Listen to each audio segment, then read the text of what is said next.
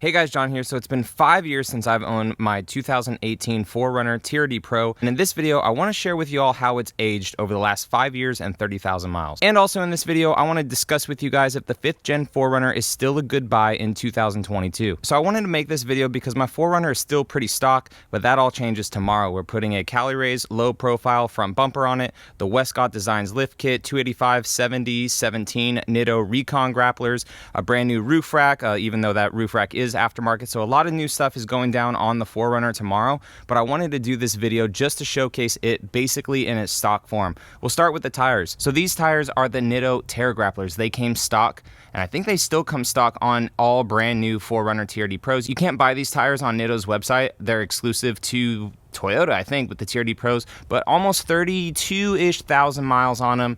And this is how they're wearing. We have a decent amount of tread left. I don't have like a tread indicator, but the tire whine is really starting to show itself through. My 4Runner has the Bilstein shocks. 30,000 miles, they're still doing pretty good. Unfortunately, the model year after mine for 2019 and up, they went with the Fox shocks, which are superior shocks compared to these Bilsteins. But I am just doing the Westcott Designs kit just to show how it is for you guys. And if I keep this 4Runner for a bit longer and throw more miles on it, I'll probably eventually swap out the kit for like an old man emu setup. Up front with the lights, I've changed them out several times, but the whole front end of my 4Runner seems to be pretty good. My paint, even though I really take care of it, when you look up close, this paint is so thin. The Cavalry Blue paint is an amazing color.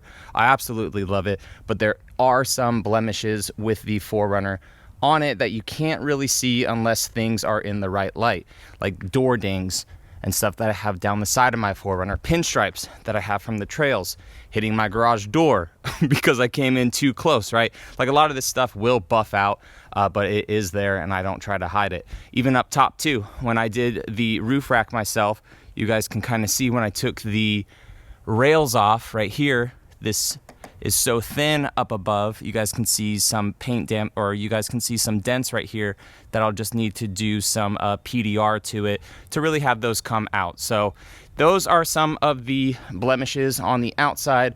And then coming around to the back too, we have swung the rear hatch, unfortunately, into the damn garage door a couple times. So some of that stuff will come out over time, or, you know, just buffing it, paint correcting it, hopefully making it good. We'll go, since we're in the back anyways, we'll go here to where the dogs have hung out. So the 4Runner has held up really good. Thank God for the canvas backliner. If you guys are new to the 4Runner scene, get this stuff right away.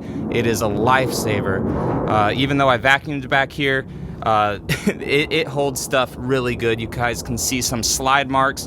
None of this stuff is on my actual tray at all. It is all saved because of the canvas backliner. It also goes up on the chairs, and then I do have some too that will go up the side for the dogs. But the back and the plastic, everything is holding up really well. So there are some scuff marks in the plastic, but I tried to keep the 4Runner as good as possible.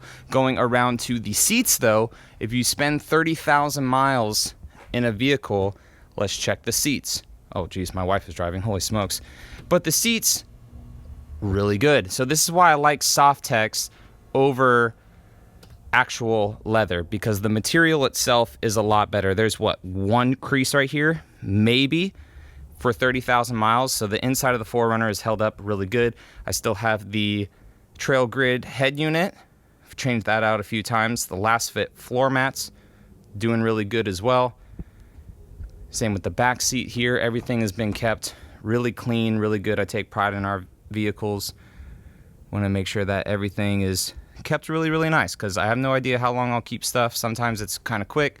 Sometimes it's like this 4Runner. This is the longest I've had something. This is 5 years. So everything is pretty solid with it.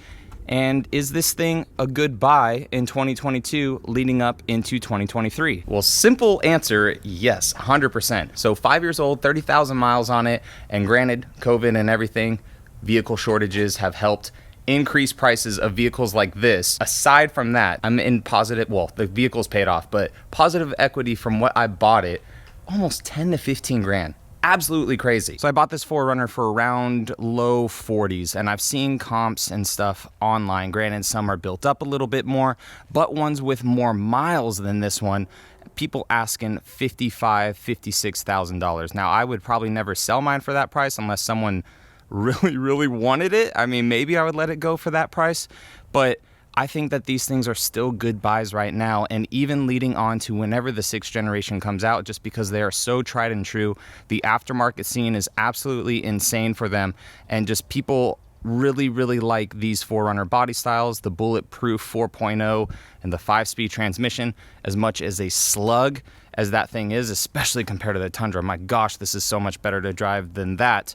This powertrain has been around since 2010, even earlier, like with some refreshes with the 4th generation 4Runner. So the newer 4Runners do have some better creature comforts like dual climate control, keyless entry, push button start, LED lights. So there are some nice tech features with a new one if you buy a 2022, 2023. So I think right now these are definitely good buys, even with the 6th generation coming out within the next year to 2 years, whenever Toyota eventually decides to bring that out. I think that these things will continue to hold their value, just like FJ Cruisers are, for the same simple fact that they are simplistic, the reliability is there, and especially with this 4Runner, is the aftermarket scene is there. So if you guys are interested in buying a 4Runner and you're like, should I buy it? I don't know if it's going to hold its value or whatever. Definitely do it. It may go down a little bit, but I've essentially owned this thing for 5 years. Granted, it is a TRD Pro. It is a special edition color of Cavalry Blue, but I have not lost a single penny. In fact, if I sold it, I would make money on it. Not saying that is every single case, but that is my case with this. So if you're in the market, 100% pick one up. You will not regret it. So I can't believe it's been 5 years since I've owned that 4Runner. No issues, no check engine lights, no warranty stuff that I've had to have issues with. The passenger's mirror is dead for some reason. It's not really working. I don't know, it may just be a burnt fuse, who knows? But no issues with it. Is as solid as it was day one, and I love that thing just as much as I did on day one. So that's it for now. I'll catch you in the next video. All right, see you later. If you guys stuck around this long, we got the tires in the 4Runner. So these are the Nitto Recon Grapplers, 285 7017s. We got the lift kit from Westcott Designs right there. And we also have the Cali Rays front bumper, Morimoto 4-banger fogs, and also a light bar to go in the front bumper from Cali Rays. Wish me luck, guys. Catch you in the next one.